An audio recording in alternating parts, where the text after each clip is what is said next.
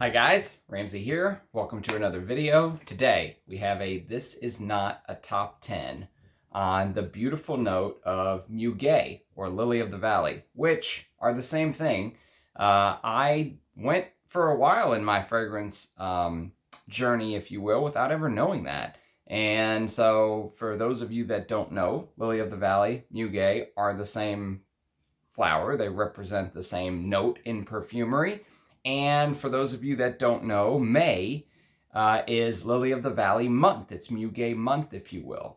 And so this video is celebrating that. Before I go through the This Is Not a Top 10 fragrances that are in my collection, and before we really hop into details on Lily of the Valley, I want to give a special thank you to Emile, who you always see her beautiful comments. They're usually pinned because they're so lovely. And she took time to write a lovely write-up for me on, the flower itself, where it grows, the plant, the climate, all this beautiful information. So I'm going to read some of this to you, but understand that this is like a beautiful research paper that I didn't have to do. She did the research, and so I am reading you some of the highlights here, and it is very well done. You guys are going to be Muguet, Lily of the Valley experts by the time this is over. So, Muguet, Convallaria majalis. Now, I'm not a horticulturist, so if I mispronounce any of these names, don't hold me to it. Or Lily of the Valley is a European plant of the lily family. It's the only kind in the Convallaria genus, which is interesting. It commonly grows in all the mildly climatized parts, Asia, Europe, North America, of the Northern Hemisphere. It is a perennial plant. In spring, it produces dark green, broad leaves that extend 15 to 20 centimeters above the ground. Small, bell-shaped, white, rarely pink flowers bloom on the same stem among the leaves. The pleasant fragrance of the flower is widely used in perfumery and cosmetics. The plant covers the area it is located by multiplying from its roots, rhizomes, underground. It's often planted as a ground cover in shady areas. It usually grows on the mountains, in the forests, in prairies, often under pine trees, often under pine.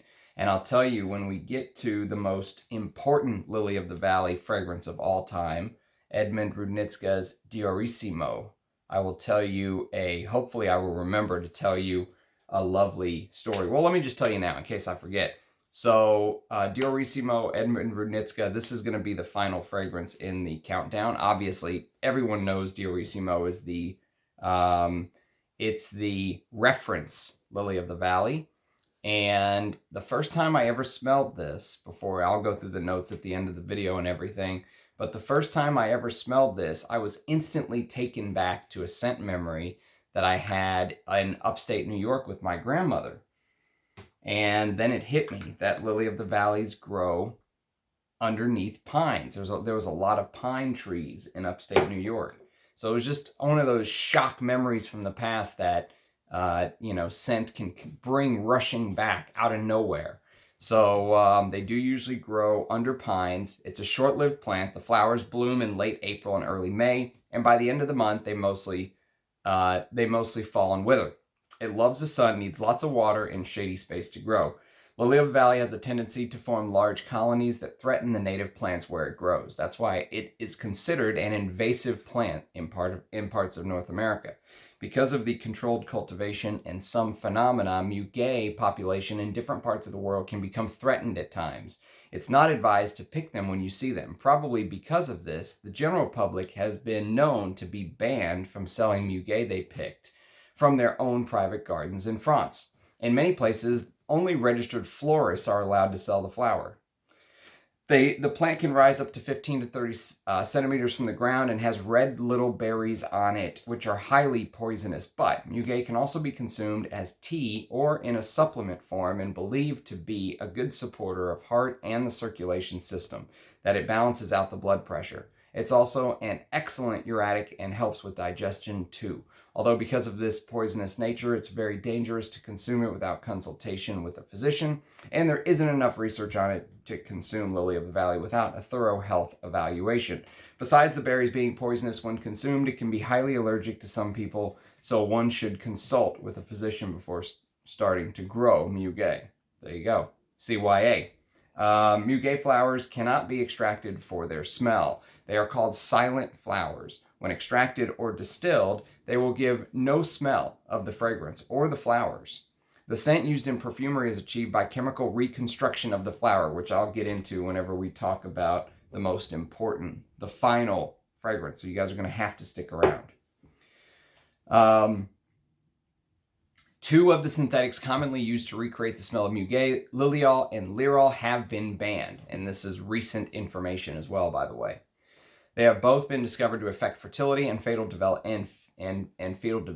But there are other synthetics that help create the Muguet flower smell, most of which are aldehydes. Hopefully, the new bans will not cause unrecognizable reformulations or discontinuations of many perfumes that contain these two synthetics. Euro Rose, who's what I call the in-house perfumer for Channel Ramsey, says that the Lilial and Lirol ban are not as they're not going to affect the Lily of the Valley fragrances as much because there are other materials out there where you can reconstruct a Lily of the Valley note and get it 90 to 95% close. So May Day in Europe is the equivalent of Labor Day in the United States, and it's also the day that people, mostly lovers, give each other a sprig of Muguet for good luck and happiness. Gifting a Lily of the Valley sprig dates back to the 16th century France. Often Muguet, as a charm of luck and love, was common in medieval times as well. But it became official on May 1st, 1561, when King Charles the Ninth of France, having received a sprig himself, returned the gesture and offered it to every lady in his court. The general meaning of offering someone a little Muguet is wishing someone good luck and happiness. But in recent history, it's become related to the workers' rights movement after protesters wore Muguet on their lapels during the marches. Muguet sales are very high around the month of May in France, and charities and labor organizations are also allowed to sell the flower with registered florists. Muguet has the meaning of return of happiness in floriography, language of flowers, as well as naivety and elegance. It is called the Tears of the Maiden in Bulgarian. Pearl flower, it's been a long day. Pearl flower in Turkish, and it is known as sweet and shy of a flower in English. The sweet, naive happiness of the Muguet flower and its harbinger of the new life of a smell is seen in many products and cultures. Besides carrying real or fake Muguet bouquets, the flower is being used in spring themes. Because it's a small and delicate flower in places where the name is derived from its French origin, it's tradition to name baby girls, especially small or premature ones, Muguet. Because of its strong and intense smell, despite its appearance, people also tend to call lunatic women by its name.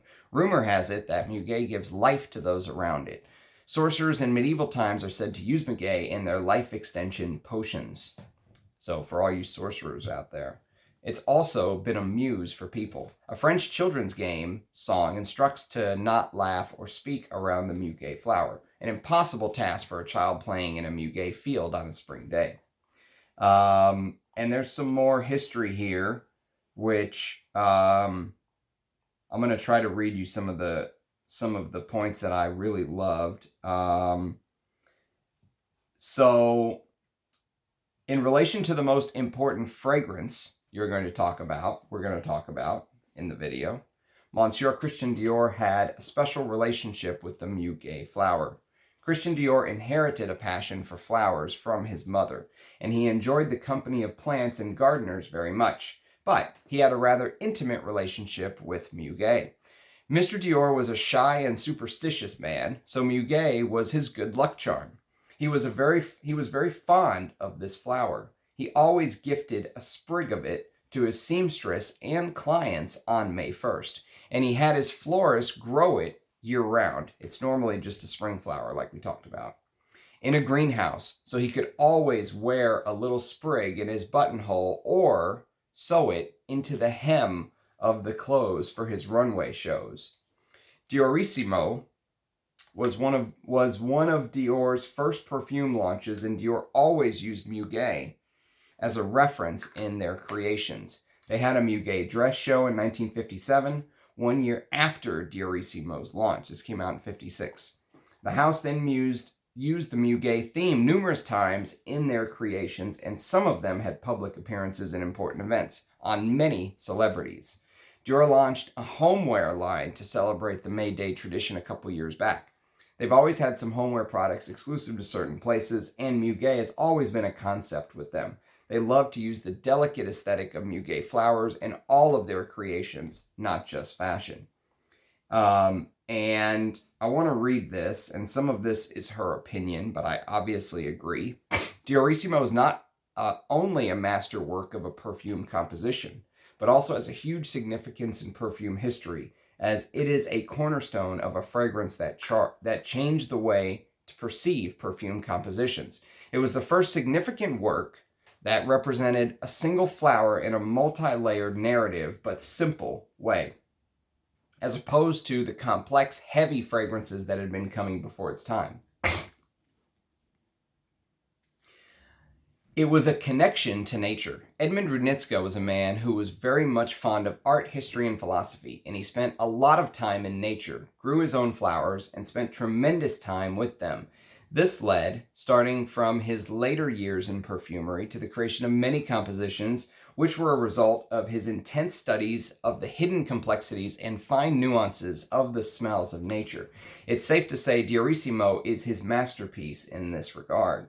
It was reformulated a few times due to the environmental ever-changing regulations, and Michel Rudnitska himself speaks of how the formulation has changed from its original self throughout the years. So there's no point denying a vintage bottle would give us a closer idea of how the original formula used to smell like, to all you haters of the shadow of its former self. This one actually could be a shadow of its former self, but I do hear that the new formulation is still quite nice, but I've never compared them. But I can say I really love this one. That being said, the current formulation is quite good. There you go. And it's easily accessible. Lily of the Valley has a smell that is not quite sharp, but keen, if you will. Somewhat soapy in the base, musky, a little green, something reminiscent of a garden full of heady, sultry, white and soft, entrancing pink flowers with lots of vegetation. But a distilled, refined version of it, if that makes sense. It grows under pine trees. Call me crazy, but I can almost smell the resinous, sharp, refreshing greenness of crushed pine needles and the muskiness of Muguet flowers. Sometimes, a lot of people will identify the smell of Muguet flowers with a fresh lemony scent, but the name itself is a derivative of the word musk in Latin, muscata, from muscatus, and moskos in ancient Greek. As a side note, I don't know what that word is. I mean, I'm not even going to try to read it. Has the meaning of young shoot and calf or young bull. Apparently the word musk has always been associated with youth and reproduction. And to me, it's not a surprise it's found a way into this delicate, very feminine looking, smelling, feeling flower. As the flower is small but mighty, it is short-lived, but it's a go-getter, so to speak. It's listed as an invasive plants list, like we talked about. And so there's a lot of fantastic information, but this video is probably going to be 7 hours long. We're already 15 minutes in. I think that was some beautiful facts to share with the public. Emil, I really appreciate you writing that. It's absolutely gorgeous. I'm going to consume the rest myself. But thank you very much for doing that. I'm sure everyone appreciated that. So bravo, expertly written. So let's talk about some of the perfumes that, I'm looking at all the rest of this and I almost feel bad not reading it. But we can always circle back to it. We can do a Muguet video ×2 one day. So let's talk about some of the fragrances. Obviously, you know the ultimate final fragrance, the one that is really about Muguet. But let's talk about some of the other fragrances in my collection that have the note of Muguet. Now, we're going to begin with a couple. First of all, actually, let's begin with Scent of the Day. So even though this is not a Muguet fragrance, I still want to talk about this because I enjoy this perfume. It's not as expertly done as Chanel's Clear de Russie, It doesn't have the high-end materials that Rochas Great Britain has, which I absolutely love. But it's a fragrance called Dior's Queer Canage. And I love the first couple hours, especially of Queer Canage. It's this leathery floral scent, leather, orange blossom, rose, jasmine, and iris. And one of the reviewers who I really trust, and I trust his opinion, even though we don't agree on everything, said you have to trust your own nose, and I completely agree. And in this fragrance, I get a big dose of this head shop patchouli, this 90s, you know, head shop patchouli that is not listed anywhere in the note tree. But I feel like Demachy used that patchouli as like the backbone to hold everything together. But that leather iris combo, you know I'm a huge fan of leather and iris. And here, it's done very well. Not to perfection, because to perfection would be Rochas Great Britain or Chanel's Queer de Russie. But as a third place, as someone who still gets a medal, maybe not on the pedestal of first or second, but still gets a medal, Queer Canage is definitely worth a sniff if you've never smelled it. If you're a leather lover like me, it's a must. But that's my scent of the day today. Enjoying the last, you know, 60 to low 70s day in Texas. It's going to get hot soon. Like I said, it's May 25th today, so I wanted to make sure we get this video done before the end of May. So let's talk about some more samples. The first one that I want to talk about is a Spirit of Dubai. I'm not going to open this up, but apparently I did a first impression of their oud. I didn't realize this opens up like a scroll. I thought it was just packaging. So whenever I wear this as my scent of the day, I am going to open this up and read it to you guys because there's like a scroll inside. Spirit of Dubai fragrances are very expensive if you're not familiar with them. The first one is called Tarath. And we talked about samples before, but I like the fact that they have caps. And Tarath is this fruity, woody fragrance. And you can tell, you know, you're hit with modern synthetics even just smelling it, even though I've never even worn it, smelling it from the atomizer, you're hit with a lot of modern synthetics. But it's a very complex fragrance. There's like 40 notes in this perfume. In the heart, you get a floral heart. You get jasmine, lily of the valley, iris. There's some woods, cedar, sandalwood, cypriol, saffron, you know, that kind of stuff. And then and that's just the heart. Amyris, and then the base is guaiac wood, sandalwood, patchouli, there's leather, there's smoky notes, there's cistus labdanum, there's civet, vanilla, moss, oak moss. I mean, the note listing just goes on and on and on. And I do like complexity in fragrances, so I'm very excited to try Tarath. The other one that has a lily of the valley note is Maidan. This is the one I'm most excited to try because this is their leather, and I'm a leather lover. So Maidan is, yeah, this is the one that's really leather. That's more fruity. Tarath is more fruity, woody, it smells like, from the atomizer. I haven't worn either of these yet. But this also has a lily of the valley note in the heart, along with top notes of apple and saffron, which will, just from smelling this, I'm reminded of maybe they're trying to do something like Promise. I think Promise came out maybe a year or two after this. I can't remember exactly when Promise came out. But you know, it's in that Promise, the Moon, that kind of style, you know, of perfumery. There's leather and oud in this, though, as the main notes. It's basically a leathery, woody scent. The reason I said Promise is because it has that apple note in the top, and Promise has that apple note as well. The first couple hours of Queer Canage are really good. But Quirkinage has the same problem a lot of Demachy scents have, and Rich Mitch described it perfectly in that he paints his fragrances with very broad strokes. So it feels like, you know, he's not taking the fine, you know, the pen that goes to a point and making little details. He's just grabbing the paintbrush and splashing it on.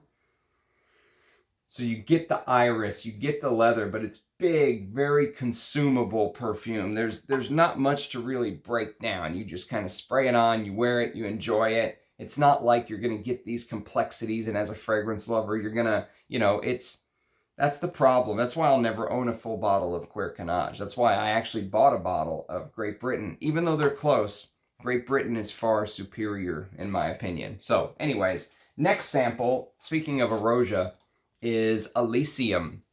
And this is one that I will be doing a first impression on soon.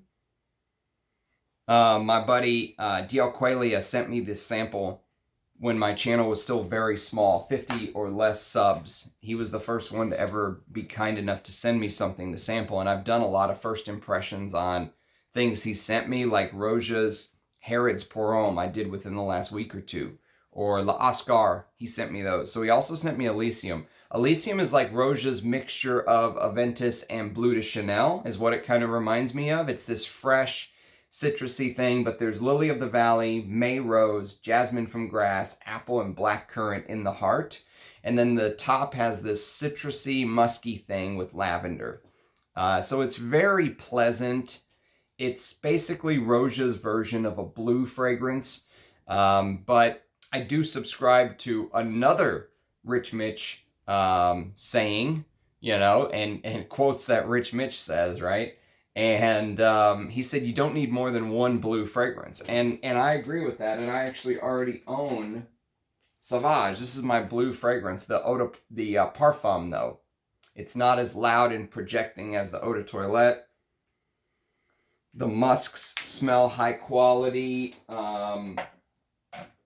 The fragrance feels like there's a bit of this elemi that he does very well. So, you know, that's my blue fragrance. I don't think I'll be buying Elysium, but I am going to do a first impression video before I use up this decant.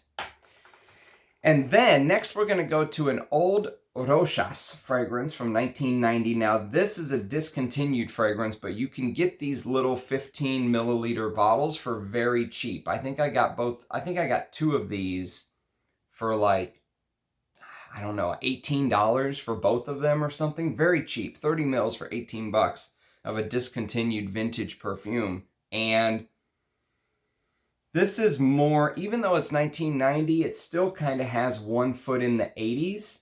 And it has one foot in that Eau de Hermes declaration.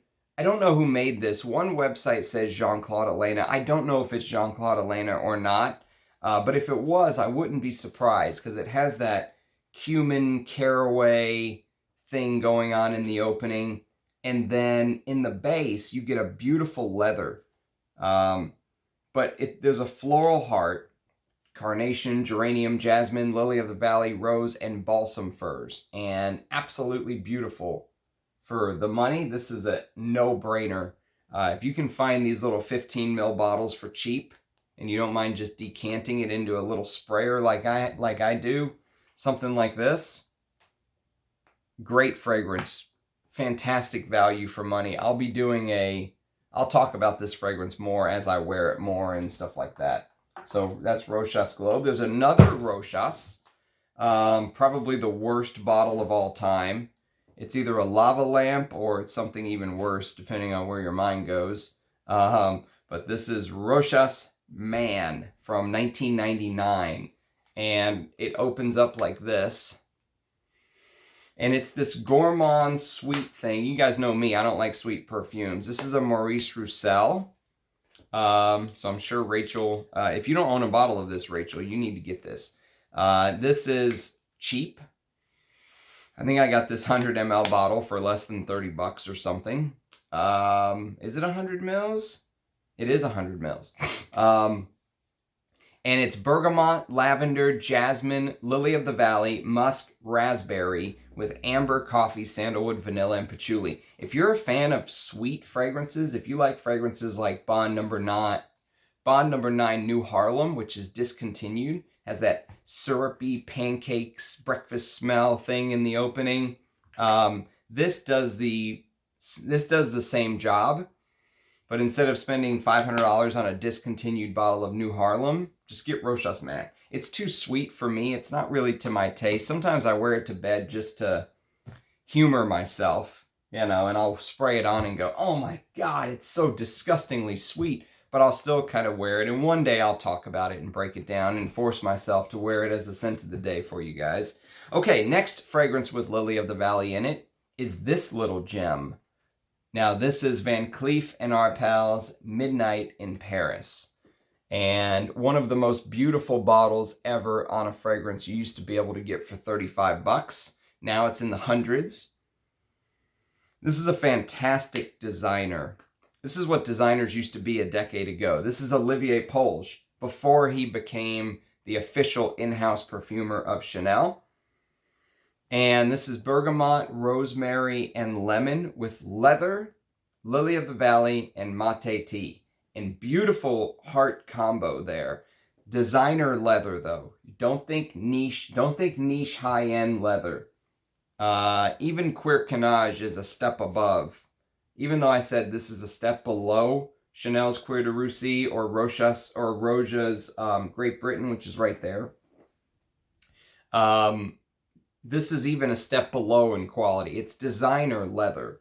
And it smells like a designer, but it smells like a very well done designer. It's beautiful. Is it worth hundreds? Probably not if you're being objective and fair about it.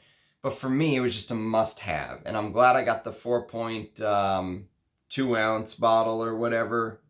The 125 ml. And you can see there's a dent in it. But that's still a lot of juice left for me. So I'm happy to have it. The base is amber, tonka, and frankincense.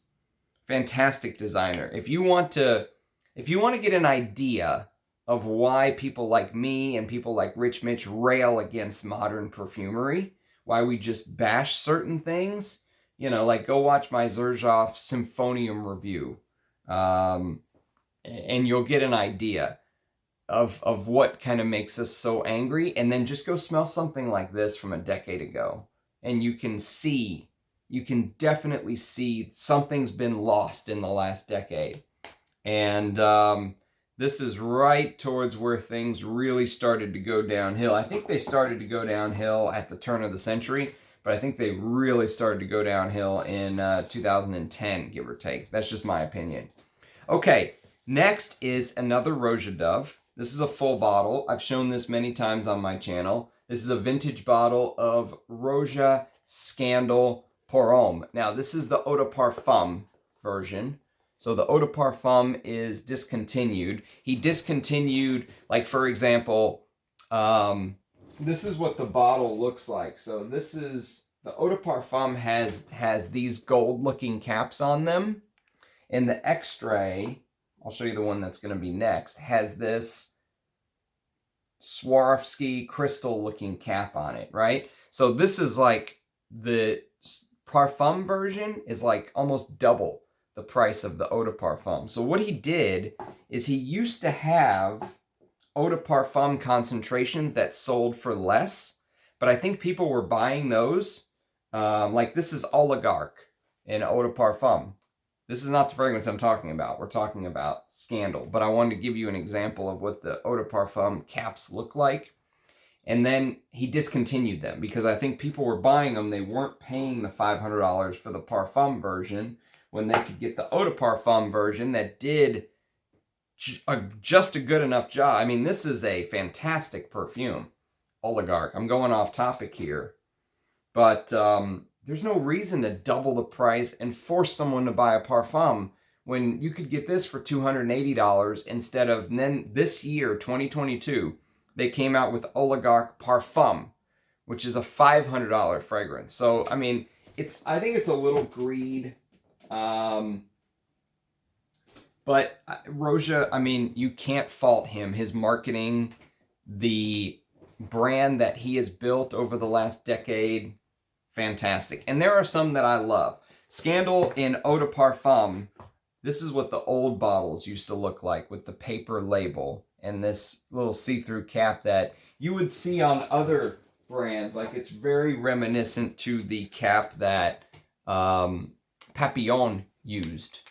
You can kind of see it was nothing special back then. It was just a standard cap. But Scandal, Pour Homme, and Eau de Parfum is my favorite of all of these Scandals. I've smelled them all. I've smelled the Parfum. I've smelled the Parfum Cologne, which is pants. This is my favorite, and I'm glad to have just the little juice that I have. If you're a fan of old masculine perfumery, like YSL, Pour Homme, Eau Sauvage, Pour Monsieur by Chanel, check out Scandal. If you're a fan of Monsieur L'Envant or L'Envant Monsieur, I can't remember which way is which, but this takes this very citrusy, fresh opening, and to my nose, maybe a little boringness of Eau Sauvage. Eau Sauvage is kind of a boring fragrance to me. I know that's a blasphemous thing to say, but I much prefer the other creations by Edmond Rudnitska, like Eau de Hermes. But it takes that citrusy, fresh, bright, attractive opening, and it roges it up. It adds all of the things Roja loves. May Rose, Jasmine from Grass, Violet, Lily of the Valley, Bergamot, Lavender. There's even a spearmint note in here. And so it keeps it fresh. It adds clove, sandalwood, mossy notes, rhubarb. Mossy notes is an interesting thing to say because it's not oak moss, it's mossy notes. So maybe some sort of materials that make you think you're smelling oak moss, but you're not. Nutmeg, patchouli, tonka, vetiver, cardamom, cashmeran. There is labdanum in the base, so it has a little bit of heft to it, and there's supposedly real ambergris. So Roja's Scandal, Pour Homme, and Eau de Parfum is the next one on the list with a Lily of the Valley note. See, I can just go off on a tangent and ramble about crazy stuff. So that's what happens when I get going. I will show you the next Roja, which is Danger Pour Homme in Parfum, and I do really love this perfume. This is one that, even though I give Roja I give him a lot of shit, and rightly so. I mean, if you've ever smelled Heritage by Guerlain, that's my favorite Guerlain masculine perfume of all time. If you've ever smelled Heritage, especially in the vintage gold cap, which is my favorite iteration, the new ones are good. I prefer the gold cap version. And, look, I might have it right here even. Let me see if it's... yes, I do. Okay, so if you've ever smelled Heritage in the gold cap, right? This is clearly Heritage, right? It's not even like... You can't even say it's inspired by. It's so close that this is where all this clone house talk begins. Because if you could do this, if you could do what I'm doing right now, or if you could do a side-by-side and wear it on one hand one day, the other day, which I've done before I had a channel, I actually did that. They are very, very, very similar. The difference is that Roja added cumin, so he made it more dirty, which I love. And he added real ambergris, which I don't think Guerlain was doing in Heritage. And there's this rhubarb note, which he added, which there's no rhubarb in Heritage. And I think maybe there's even a little bit of castoreum or some sort of more dirtiness, right? He Roja'd it up. And since this is my favorite fragrance of all time, as far as masculine Guerlains go, my favorite fragrance of all time is Bel Ami, if you ever watched my top 100. But this is my favorite masculine Guerlain of all time. This takes it and gets so close that you have to mention it. But it does a fantastic job of what it does.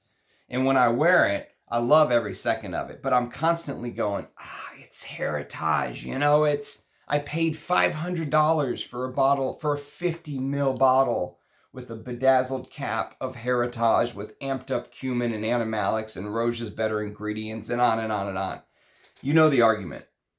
But Lily of the Valley in the heart, so it makes the list. Okay, next on the list, we are going to discuss a niche house from a perfumer I don't really get on with. Some people love this guy. I have a hard time. I struggle with his creations. His name is Antonio Gardoni, and this fragrance is called Mem by Bogway. And Mem is this lavender, huge lavender fragrance, by the way. Multiple types of lavender in here with Ylang Ylang, Lily of the Valley, Jasmine Grandiflorum, which I have the actual material of over here, the Jasmine Grandiflorum, and it is beautiful. Damask Rose, Bourbon Geranium, Vanilla, Peppermint, Benzoin, Siam, Labdanum, Castoreum, Civet, Amber, Aldehydes, Ethyl Maltol, White Champaca. Beautiful ingredients, right? Fantastic ingredients.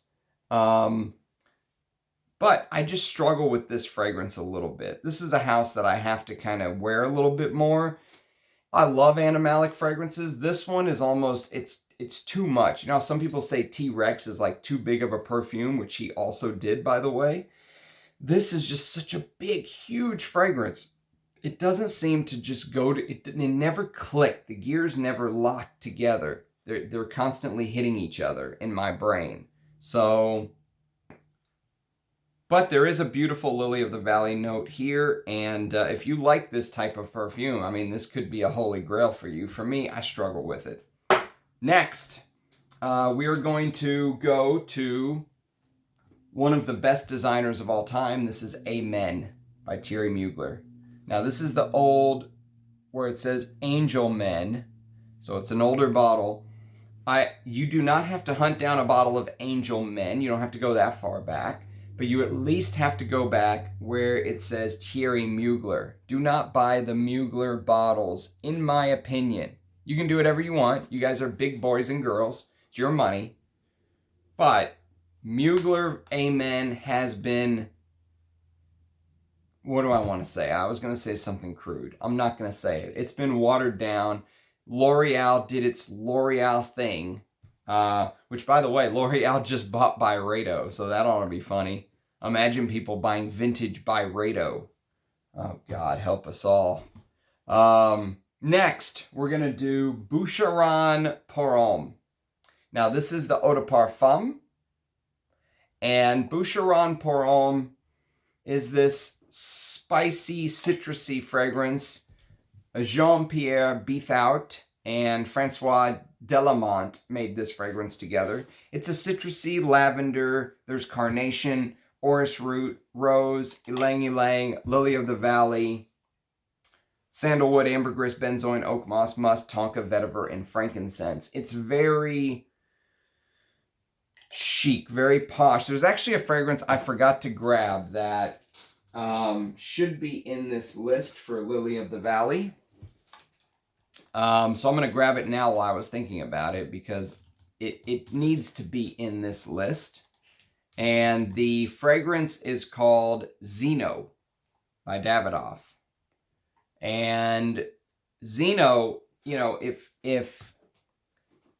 you gave me a choice of a classy vintage men's fragrance, I would take Zino over Boucheron Pour Homme. Now, this is a vintage Lancaster bottle.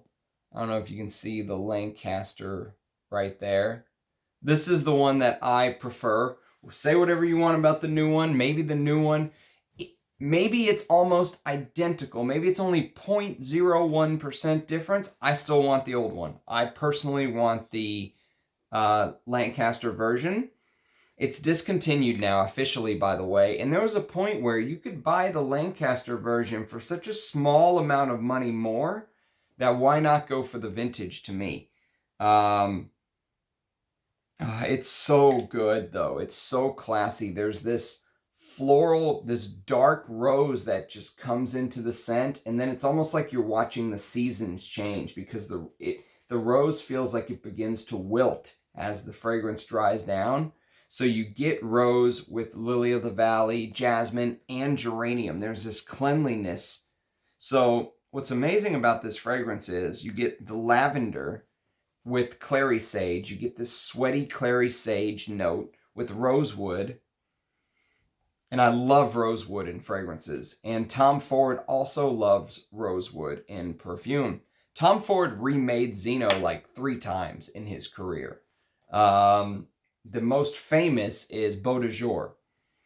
I don't own a bottle of Beau De Jour because I will just wear this. So there's no reason for me to spend hundreds on Beau De Jour when I have Zino. That's my opinion. There's also a beautiful patchouli, sandalwood, cedar in the base. And call me crazy, but I see even a little not necessarily that they smell the same, but I feel like this fragrance was so influential that Jean-Paul Guerlain used it as a springboard to create Heritage. The patchouli in the base of Zino began this trend. Oh, absolute love. Must be mentioned, especially because there's a lily of the valley note. So, that is Zino. Next, we're going to do another vintage fragrance that is discontinued. Go figure. But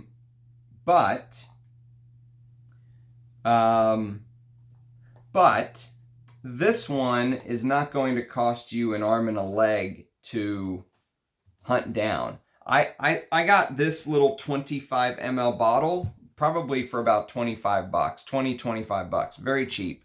And then once I realized how good it is, I actually, what I did is I went and bought a gigantic backup bottle.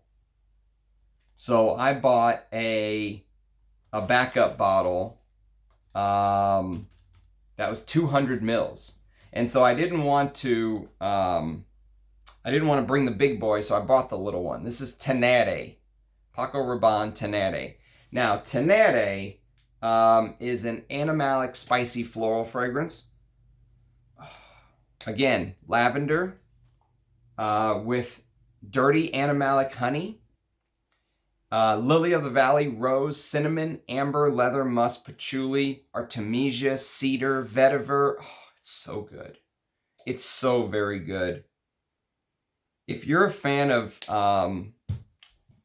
animalic fragrances, like if you can wear a Koros, or if you can wear Givenchy Gentleman 1974, or if you can wear like Antaeus or something like that, check out Teneré.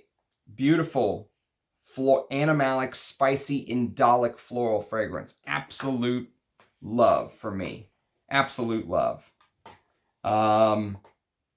Okay, next we're going to do, I thought I had all these right here in front of me, but I guess I was lax and I missed a couple. So I'm just going to kind of do them on the fly here. So next is going to be,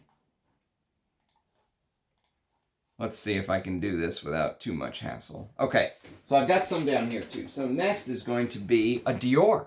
And it is Dior Poison, or Poison, if you want to be French. That's probably the worst French pronunciation you've ever heard, Poison.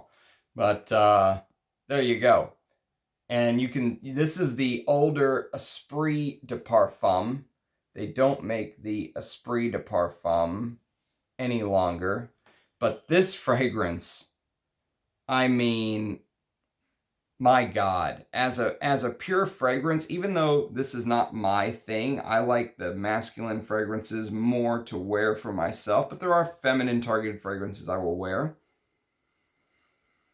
But as just a reference of the beauty of the art of perfume, my God, this bottle, I don't know if the Eau de Toilette or Eau de Parfum are the same as the Esprit de Parfum as far as beauty goes from vintage bottles.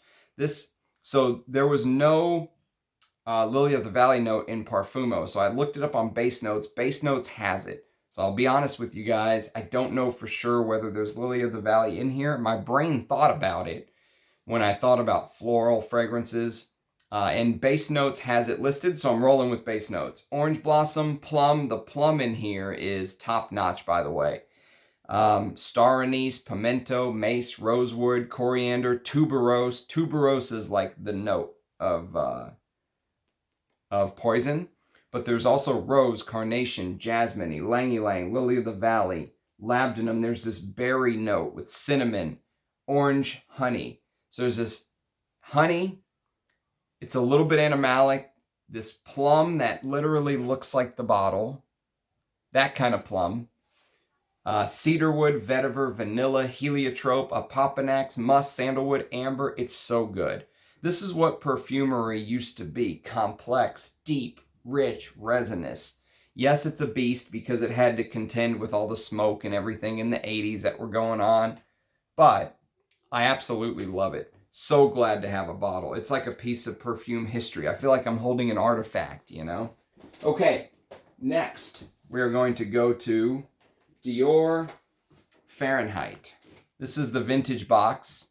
This is a vintage bottle, actually, that I got from my good friend Amouage at Enchanté Perfumes. And Fahrenheit, everyone knows Fahrenheit. It's one of the most famous designer scents of all time, right? And so this little 10 ml vintage. I have 3 different bottles of Fahrenheit. One is a 200 ml from 2014. I love them all. Fahrenheit's one of those perfumes that Demachy did such a good job reformulating. You probably don't have to go hunt down a vintage bottle. I got a great price on this, so I just wanted to have it because I'm going to do a comparison video for you guys. Honestly, my 2014 bottle of Fahrenheit is perfectly fine. So when that is the case, I will tell you, unfortunately, the majority of the time, I have to say that the modern stuff is shite and you got to go get the vintage. That's just, you know, that's how I feel. That's, you know, I'm not just saying it to say it. A lot of times I've done the comparisons, like for example, with Zino or with Amen, you know, that kind of stuff. I know for sure I prefer the older stuff. So when that's the case, I'll tell you, I'll give you my opinion. Fahrenheit, you can go buy the new stuff. It's good. It's not worth paying big money on the vintage unless you're just a collector and you want that kind of thing. But there is a Lily of the Valley with honeysuckle in the heart. Very unique mixture.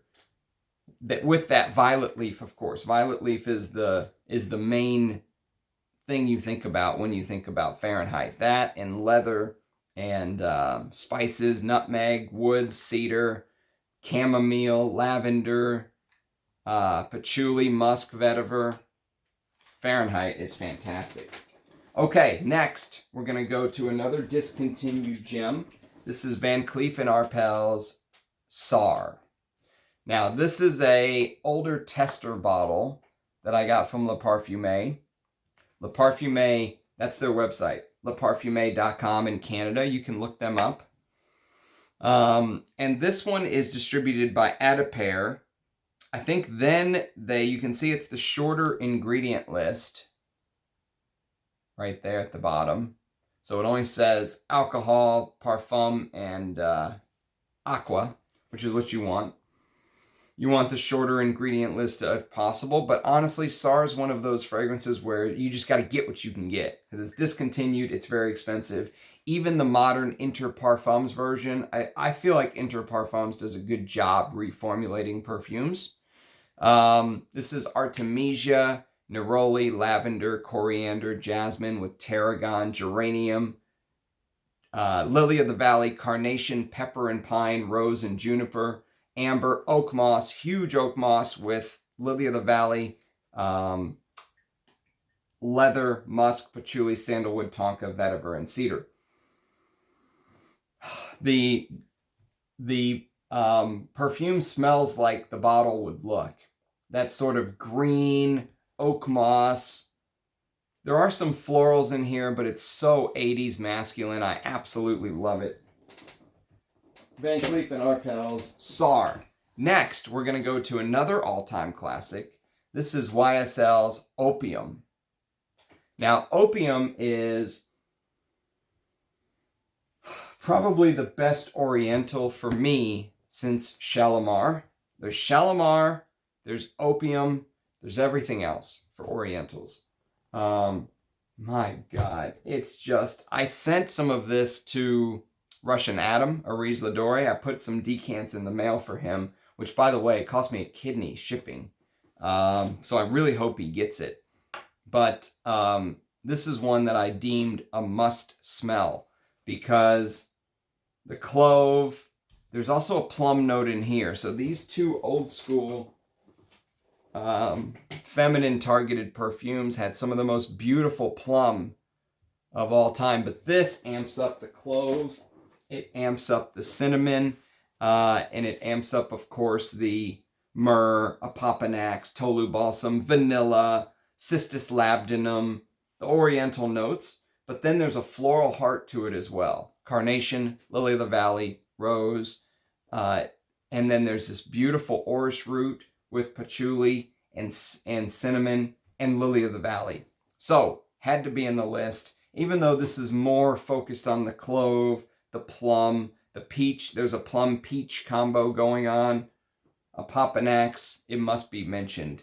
Opium, the original eau de toilette. And if you can find the older bottles that say 80 degrees down here, that's how you know it's a Charles of the Ritz version, I believe. I think this is a 36 ml. I think this is 36. It might be 38. But one of those, 36 or 38. I can never read. But check out Opium if you've never smelled that. Don't be afraid if you're a guy to try that. Seriously, do not be afraid of that. That's one of the best perfumes ever. It made my top 10. Gender does not matter. Wear what you love. Okay, next we're going to go to number 19 by Chanel. This has this galbanum note. Galbanum, hyacinth, neroli, iris, jasmine, lily of the valley, narcissus, rose, and ylang-ylang with a base of oak moss, leather, musk, sandalwood, and cedarwood. So this came out in 1971. Okay. The Eau de Toilette is my preferred version of number 19. And so this is just a little vintage recharge that I bought. I don't know exactly when it's from. I never took the time to look it up, but there is the batch code if anyone cares enough to, I don't know, look it up or something. There you go. 8409 maybe? Anyways, the floral heart with that cold green galbanum is just stunning. Again, not my favorite fragrance to wear because I like wearing some of the crazier stuff like Tenere or, you know, Heritage, the more masculine stuff like Heritage, stuff like this. But God, you have to appreciate the beauty in number 19, Eau de Toilette. Okay, next we're going to go to another Chanel. And this time it is Cristal Eau De Parfum. Now this is a older bottle that I got from Amouage. I think this bottle's from maybe around 2000, if I'm not mistaken. Something like that. I'm not going to take it all the way out. Well, yes, I will. I'll take it out for you guys here. We're already at the point of no return. Let's do it. Beautiful. Chanel does these stunning bottles. Such simplicity. And the fragrance is a beast. I mean, some people talk about beast mode perfumes. This stuff, I guess it's because of maybe the oak moss and the vetiver, but the lily of the valley is in the top here. So you instantly get that lily of the valley accord with peach, bergamot, mandarin orange, hyacinth, iris, jasmine, Brazilian rosewood, and then of course the oak moss and the vetiver. And oak moss and vetiver as a combo is traditionally a very masculine combo. So again, don't be scared to wear stuff like that. No one's going to point at you if you're a guy and say you smell like a girl. I promise they won't. They'll probably say you smell amazing, you know, because they're not used to smelling that on a man. So that, you know, wear whatever. Even those last two Chanel's, perfect for spring. All right, next, Maxim's Pour Homme. Now, Maxim's Pour Homme is a pure love for me. I think this is a Dominique Ropion, if I'm not mistaken. I could be wrong, but I think it's a Ropion. But again, this is another one where Parfumo did not show Lily of the Valley. Base Notes does. So I'm going to go off of Base Notes. But it's bergamot, lavender, and some sort of fruit with Lily of the Valley, jasmine, cedarwood, sandalwood, and carnation. And then there's amber, moss, patchouli, musk, and leather. So the Lily of the Valley is in the heart. And if you like fragrances like this next one, like if you like fragrances like the next one I'm going to show you is Salvador Dali Pour Homme, these two, even though they have differences obviously, they play in the same sandbox, or they go to the same restaurant if you want to make the terrible Maxim's joke, because Maxim's is a restaurant, a famous restaurant in Paris that apparently one of the big designers, was it Pierre Cardin? One of the big designers bought Maxim's and tried to turn it into a chain, and I think it flopped. But I think the original Maxim's is still there in Paris. So Maxim's Pour Homme, fantastic fragrance. It's a little bit animalic though. There's this castoreum feel to it, right? I don't know if there actually is castoreum here, or if it's just the musk they're using, but there's this castoreum-like feel. If you like fragrances like the one I just showed you, Salvador Dali Pour Homme, or if you like Antaeus, check out Maxim's. Okay, next is Salvador Dali Pour Homme in the beautiful lips. And it is anise, bergamot, tarragon, lavender, moss, geranium, jasmine, heliotrope, lily of the valley, amber, musk, patchouli, vanilla, vetiver. Thierry Vassar's best work, in my opinion. Salvador Dali Pour Homme is stunning. Love both of these. Have backup bottles of both of these. So, there you have it. And then, we're going to go to the final fragrance in my little basket down here is Hugo Boss #1. Again, a top 10 fragrance in my top 100. Basically, animalic honey with tobacco. And, oh God, that animalic honey is just stunning. Geranium, orris root, jasmine, lavender, lily of the valley, rose, sage, musk, patchouli, cedar, sandalwood, cinnamon, amber. Oh, I could just, this could be a signature scent for me. I love Boss #1.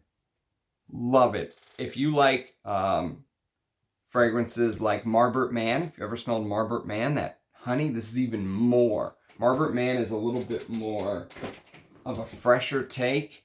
Hugo Boss #1 is dirty, animalic. Some people say it has a pissy men's restroom smell. I don't get that. There is some spiciness to it, but fantastic stuff. Okay, and then we are going to do a Hemut Lang fragrance, which Hemut Lang did this perfume in 2002 called Eau de Cologne. Hemut Lang Eau de Cologne. And this has rosemary and lavender with heliotrope, jasmine, lily of the valley, and rose, musk, patchouli, sandalwood, and cedar. This is supposed to smell like clean white sheets. There's a dirty part to the story as well, but I'll let you look that up on your own. But it's supposed to smell like clean white sheets, and it accomplishes that for sure. This is very chic, very fresh, very buttoned up white shirt. You know, if you're gonna wear a clean pressed white shirt straight from the dry cleaners, Hemut Lang Eau de Cologne fits that. And that lily of the valley and jasmine, that floral combo is beautiful. Okay, next we're gonna do an Escada fragrance, and this is Escada's Casual Friday. Now, Casual Friday is a Dominique Ropion, and it's anise, bergamot, carnation, jasmine, cardamom, lily of the valley, cinnamon, amber, oak moss, patchouli, tonka, vanilla, and cedar. And if you like fragrances like Le Male, I have a bottle of Le Male on the way. I finally capitulated and bought one because I want to be able to do a comparison between this, Mauboussin Pour Homme, and Le Male. I prefer Casual Friday of all three, but I needed a bottle of Le Male to, you know, to do a proper comparison for you guys. And I'm getting a vintage bottle. It's on the way. Okay, next is a fragrance that I actually am not the biggest fan of. I do like it, but I don't love it. It's Estee Lauder for Men. The bottle's stunning, the flacon. And I even think this is a newer bottle. I don't think this is a vintage. Maybe if I smelled the vintage, I would feel a little bit differently about this fragrance. While I like it, it's a spicy, woody thing, and it's from my favorite decade, 1985. It's a cologne spray, is what Estee Lauder says. So it doesn't last forever, but it's cardamom, sage, lemon. The lemon's big here. This is another one where Base Notes is the one that actually has Lauder for Men as having a Lily of the Valley note, and Base Notes has the Lily of the Valley listed in the heart.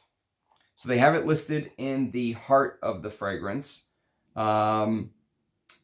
So they actually list it as Muguet, which is interesting because most of the other notes in Base Notes, sorry, it was a long day, in Base Notes says Lily of the Valley. They actually say Muguet here. So I don't know if someone just decided to type in a different note, but you can actually search by both.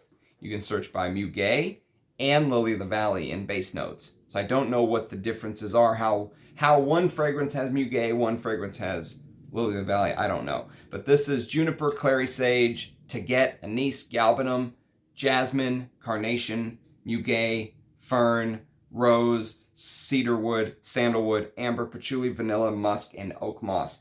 If you're someone that likes your fragrances a little cleaner, like if you like that chic, clean, pleasant, but still masculine, this could be like signature scent for you.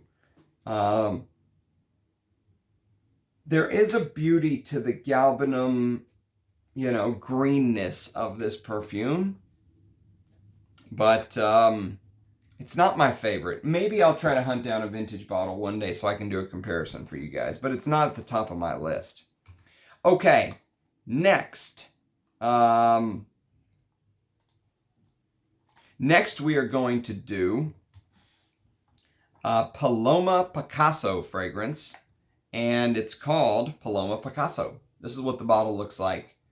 This came out in 1984, and this is actually another one where Base Notes lists the Base Notes actually lists the Lily of the Valley note, but Parfumo does not. So I want to be 100% open and honest with you guys. It's Base Notes that I'm pulling this off of. And they've got Lily of the Valley, Rose, Mimosa, Geranium, Tuberose, Jasmine, Ylang Ylang, Coriander, Patchouli, Honey, Vetiver, Amber Musk, Civet, Benzoin, and Oak Moss. So you would think with that Civet, I would love this fragrance because I love animalic fragrances. And this is a Chiffre with rosewood. A lot of things I love. Hyacinth, Bergamot, Jasmine, Lily of the Valley. There is a big tuberose note in here.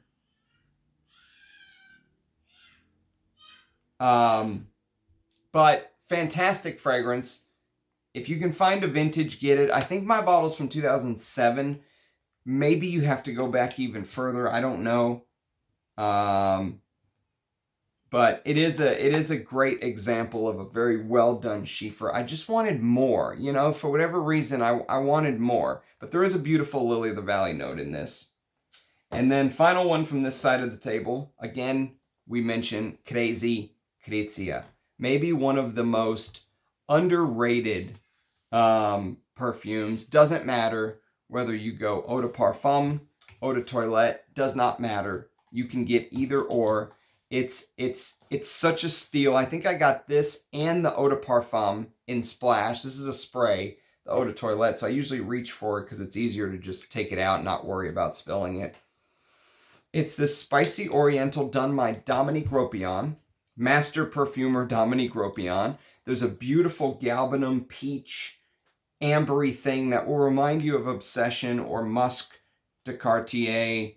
But I think it's better.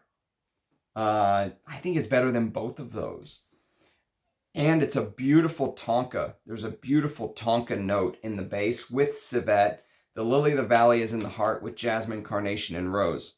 Value for money through the roof. If you like fragrances like, I don't know, Obsession, if you like fragrances like Chanel's Coco, Teatro alla Scala, it's different obviously than those, but if you like those kind of fragrances, Shalimar, I would urge you to try Krazy Krizia. And the materials that they use are top notch, amazing stuff. Underrated gem right there. Okay, we're in the final stretch. I know this is going long because I read part of Emil's beautiful write-up on Muguet. I hope you're not offended that I skipped some of the last parts there, but I think you gave the viewers a beautiful breakdown there. So I didn't want this video to be 2 hours long. So I hope that doesn't offend you, Emil. Thank you for doing that, by the way. Okay, next we're going to do a perfume that is a cheapie, and I'm not a fan of, actually. Some people love this fragrance. It's this almost like a gourmand oriental fragrance with a chocolate note. I don't know how I feel about it. It never moved me the way that Amen, which is also a gourmand and also came out in the 90s, did. I love Amen. This one I'm just, This is Hanae Mori, which I think they're a Japanese house. And this is called HM. So it's lemon, lavender, blackcurrant, and Irish jasmine, lily of the valley, and Bulgarian rose with moss, vanilla, tonka, cedar, chocolate, and amber. It just has this cheap smell to me. This cheap, I don't know. It smells like a flea market fragrance to me. I don't know why. I can't get over that. It doesn't smell high class, doesn't smell any of that stuff. So it's in here because of the lily of the valley note, but that's a cheapie I usually don't recommend. Okay, here's one I do recommend. If you can find an old bottle of this stuff, get it, because it's the grandmother of the original opium. It's YSL's Youth Dew. Youth Dew, oh, the oak moss just hits you when you smell these old bottles. The oak moss just seeps oak moss. Clove, peach, lavender, narcissus, aldehydes, jasmine, lily of the valley, carnation, orchid, cinnamon, amber, vanilla, tolu balsam, peru balsam, oak moss, patchouli, frankincense, musk. Stunning. Stunning oriental. Actually, I said there's Shalimar, and then there's opium and everything else. There's actually Shalimar, Youth Dew, opium, and everything else, because opium is very, very close to Youth Dew. Very close. Shockingly close. So, for those of you that don't know Youth Dew, if you can get an old bottle with the real oak moss, get it. It's fantastic. Okay, I've got a vintage bottle of this and Gold Woman on the way. This is Gold Man by Amouage. I love this perfume. It's dog rose and lily of the valley and frankincense in the top, orris, jasmine, myrrh in the heart, with amber, oak moss, musk, patchouli, sandalwood, cedar, and civet. Animalic, floral, chic. Very chic, suave. That's what I think of. This is, like literally they melted the gold and it just slid down the side of the bottle. It just encased it in gold.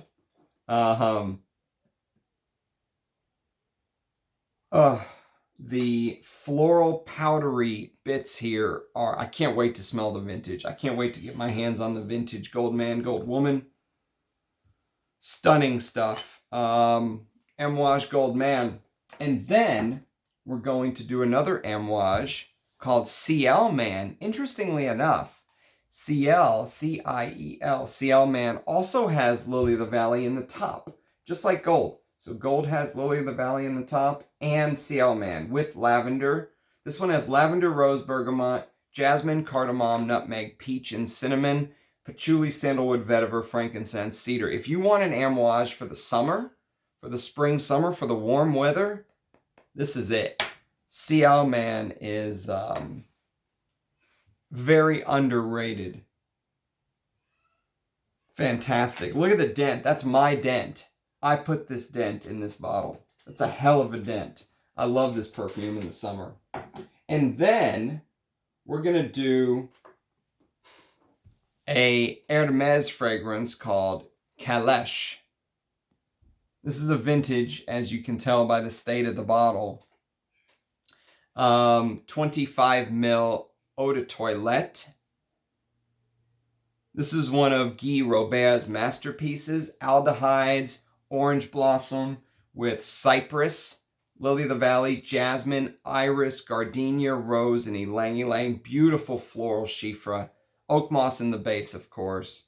Tonka bean, vetiver, cedar, sandalwood, musk. This is another one, guys, where if you're a man and you want to smell amazing perfumes of the past, get your nose on Calèche. Stunning, stunning floral chiffre.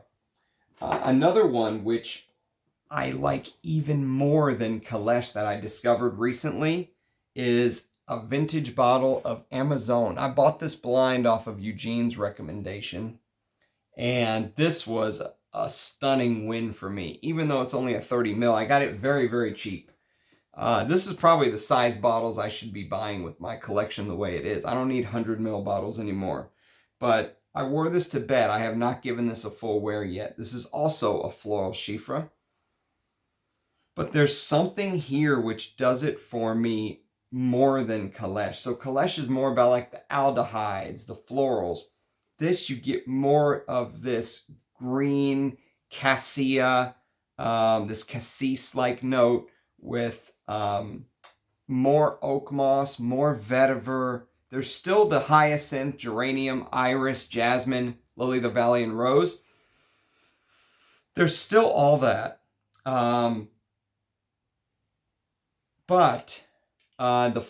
So even though there's still the florals, there's just more. I'm more impressed with the way it breaks down, with the way it transitions, with the way it changes. It impresses me. And that's not easy to... not all fragrances when I try them, because I wore this to bed. So I haven't given it a full wear yet, but just wearing it to bed, I was like, wow, I love this blend. So I will test this more for you guys, and I'll talk about it one day soon when I give it a full wear. Okay, next, we're going to do one of the fragrances I actually don't like, and this is Chanel No. 5. So Chanel No. 5 is one that's tough for me because of the fact that, I don't know, that aldehydic floral with the jasmine from grass, lily of the valley. I actually prefer the Eau de Cologne version of No. 5. And I don't think that has any lily of the valley. So I'm showing you the Eau de Toilette. But I honestly can't wear this. This is a museum piece for me. It's there to have and smell. Occasionally I can spray it on a blotter and then run the heck out of the room. For whatever reason.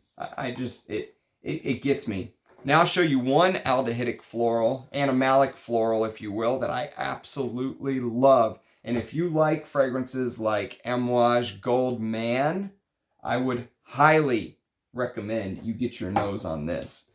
This is Jean Pattus Joy. And this is an older bottle. I don't know exactly when, but look at the ingredient list. See how short it is? This is probably from about 20 years ago, 22 years ago. It says copyright 1999. That doesn't mean it was a 1999 bottle. This might be 2000, 2001, 2002, 3, whatever it is. But it's aldehydes, peach, rose, tuberose, and ylang ylang with lily of the valley, jasmine, orris, orchid, rose, musk, sandalwood, civet in the base. And this right here is absolute liquid gold. Liquid gold. Oh, I need to give it more wears, but I just don't want to waste the juice because it's so precious. It's so amazing. And this is the Parfum. So, I mean, you literally need one spray, 2 tops, and you are just flying. I mean, it takes off like a rocket ship. As soon as it hits your skin, it's off. And you smell some of the most beautiful florals you've ever smelled in your life. Joy is... Actually, I heard Persolaise describe Joy once. He said, it's almost like the vintage X-Ray, which he's probably talking about the one even older than this. But it's almost like you're running your hands along a carpet, right? And the carpet has the, I don't know, pieces of carpet, you know? And it just goes on forever. That texture just goes on and on and on and on. As far as the eye can see, it's a great description. Because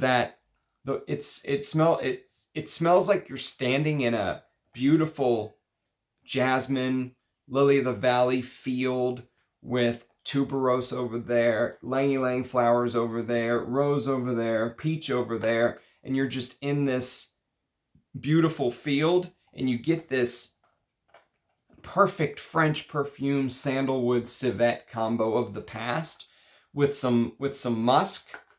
And it is just gorgeous to smell. Even though, again, this is not my thing. I'd much rather wear a Balenciaga Pour Homme or Givenchy Gentleman from 1974 or something like that. That's much more me. Oscar de la Renta Pour Louis. But for the beauty and joy of what this is, what this brings to perfume, I mean, you have to smell this if you're a perfume lover. Even if you can't get the vintage, try the new stuff. I've never smelled it, but I hear it's still quite nice. Okay. Now, I'm going to show you a fragrance that was sent to me, one of the only bottles in my collection I didn't pay for myself. This was sent to me not by a brand, but by Heinke. Thank you, dear. I really appreciate your consideration in sending me this because I got a chance to wear this to bed last night. Absolutely, not last night, I'm sorry, a couple nights ago. Absolutely blew me away. Blew me away. I'm going to wear this very soon. This was a recommendation by Jonathan, 1970, whose nose I've really come to trust over time as he's given me recommendations. I bought them, like, for example, this was one of his recs, this Amouage Epic Woman, and I love this fragrance. I gave it a full wear, and it blew me, like, left me almost speechless, right? Stuff like that. He's continuously sent me stuff. The original Ted Lapidus Pour Homme from 1978. He sent me a decant, and I bought a full bottle after trying it. So I'm trusting his nose immensely. So he said, Ramsey, you have to get a bottle of Aigner Explosive. It was marketed for women, but trust me. So he said that in the threads, and I said, okay, I'll think about it. And Heinke was kind enough to message me, and she said, she said, I have a bottle that I don't wear very often. Sorry, my throat's going out talking for an hour and 20 minutes here with no water. I don't have hydration. Rich Mitch couldn't do this. And so she said, I have a bottle. It doesn't get worn very often. I'll just send it to you. And I said, wow, no one's ever sent me a full bottle before. Okay, it's not from a brand. You know, she said, say whatever you want about it. One of the kindest things anyone's sent me in the perfume world, she sent me this. And I said, God, I hope I like it. I mean, it's a free bottle, but I don't want to bash a fragrance that she sent to me. So long story short is I wore it to bed and I absolutely loved it. It has this aldehydic bergamot opening with this perfectly convincing lily of the valley, geranium rose, iris heart. Stunning lily of the valley note in this.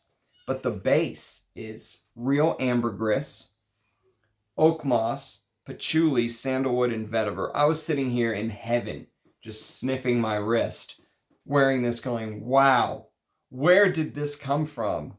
1. 2, how come more people don't talk about this?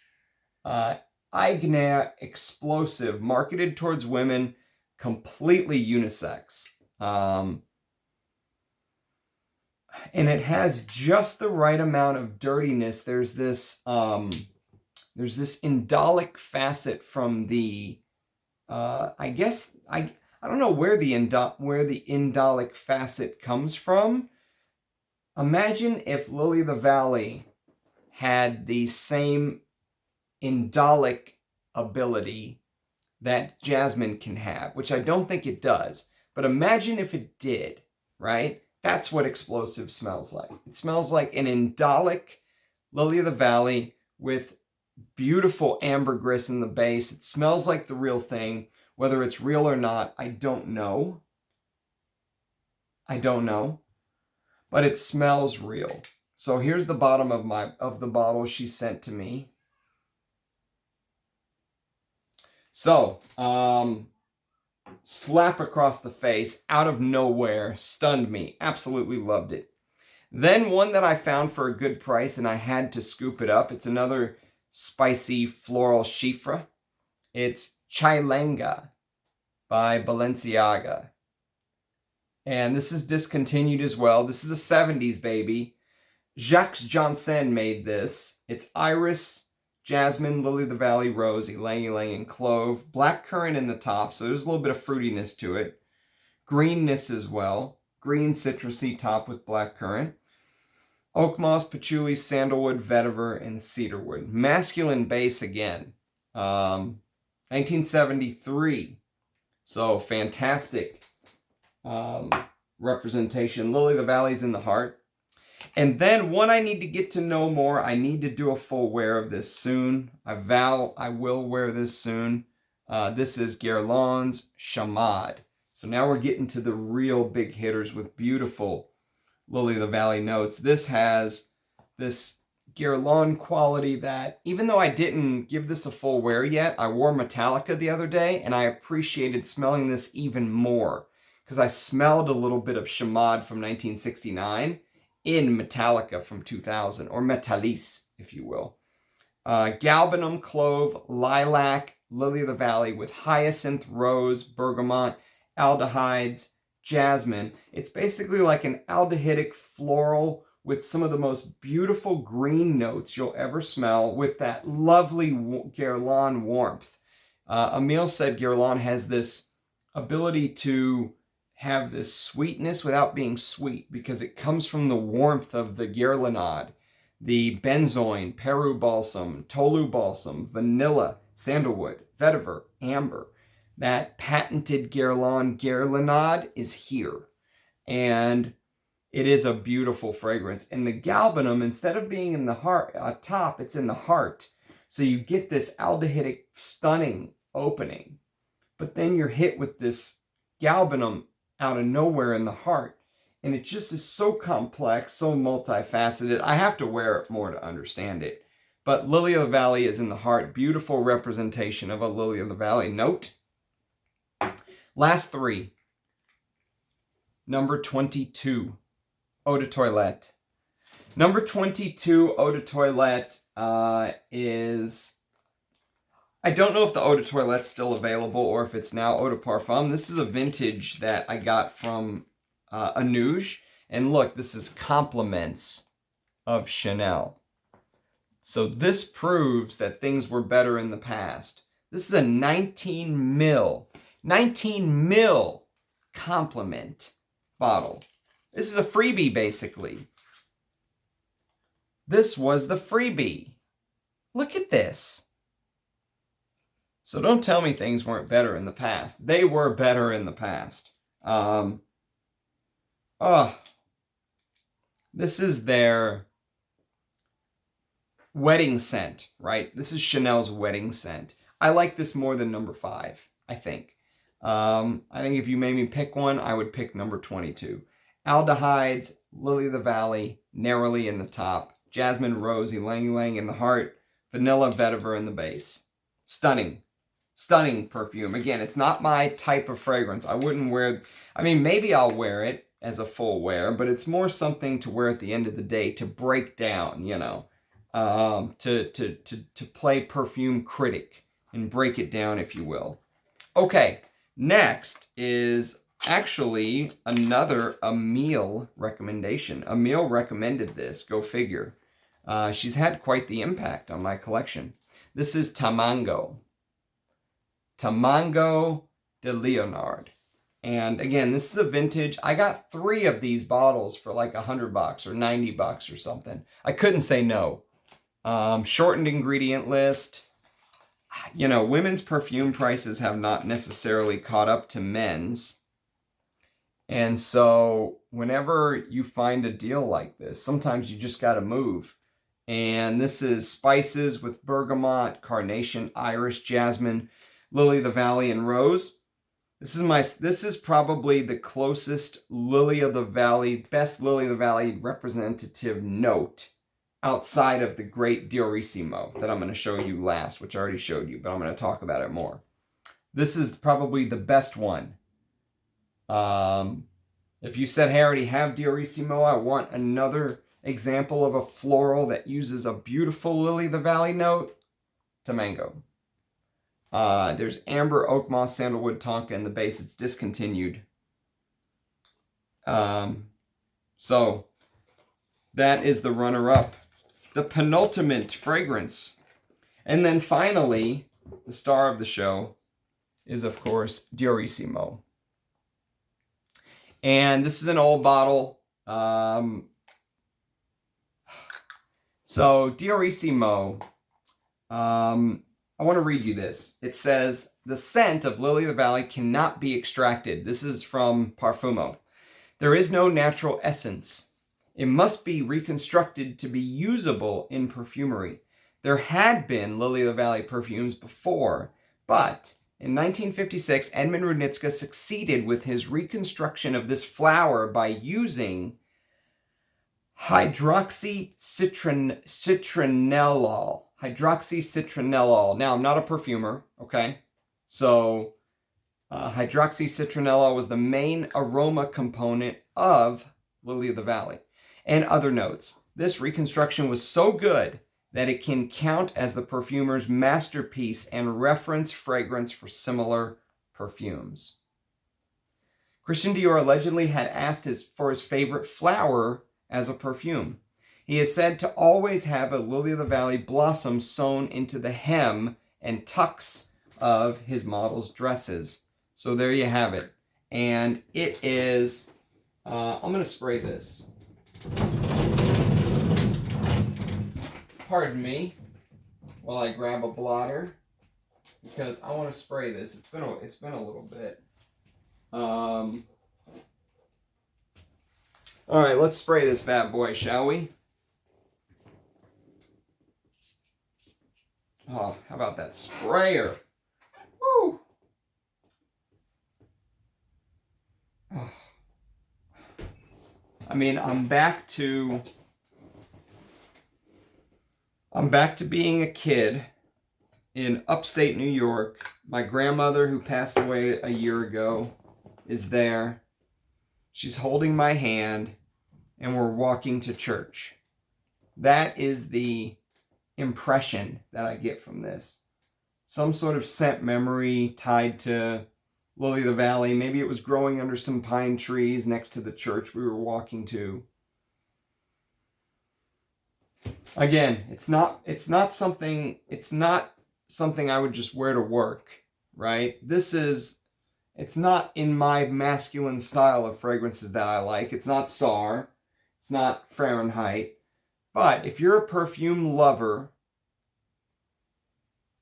Emile is right. You have to note and understand this because it will open up all the other doors.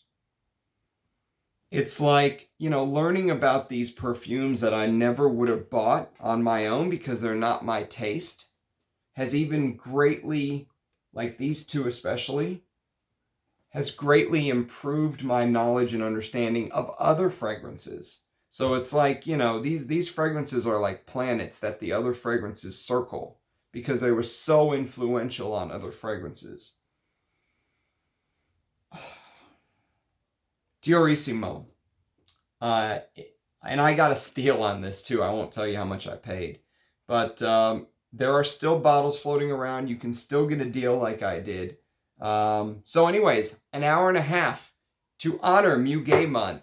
Thank you for watching, everybody. I hope you appreciated this video. I talked till my voice was basically out. I tried to put my heart and soul into this review. I hope I did it credit a meal. Sorry I didn't read your whole blurb. I'm sure there was more information that was even amazing, but this would have been like a 7-hour video. So anyways, cheers, guys. Thank you so much for watching. A like, a subscription, a comment always helps. It helps with my exposure. As you can tell, I'm doing this out of the passion, the fire that burns inside, the love of perfumery. I'm not doing it to become YouTube famous or to sell, some other brands bottles of. I'm not giving free bottles, that kind of stuff, right? That's why I'm doing this. So I hope you guys enjoyed this. Let me know your feedback. A like and a subscription helps the channel. Like I said, I want to find more like-minded people like me. I want to bring them to me. I want to bring us together as a community. And so that's where those likes and subscriptions helped with my exposure on the YouTube algorithm. So anyways, that's my pitch. That's why I say, please do like and subscribe, even though I usually don't say that. I say, if you want to like and a subscription, a like is always appreciated. But that's kind of the way I view it. If you don't want to, that's perfectly fine. But if you enjoy the content, I think it does help with the exposure. So anyways, thanks guys. Cheers. I hope you enjoyed this marathon on Muguet. I hope you learned something. I hope you find a couple Muguet fragrances that you can go out and buy and sample. And I'll see you again next time with another video. Bye guys.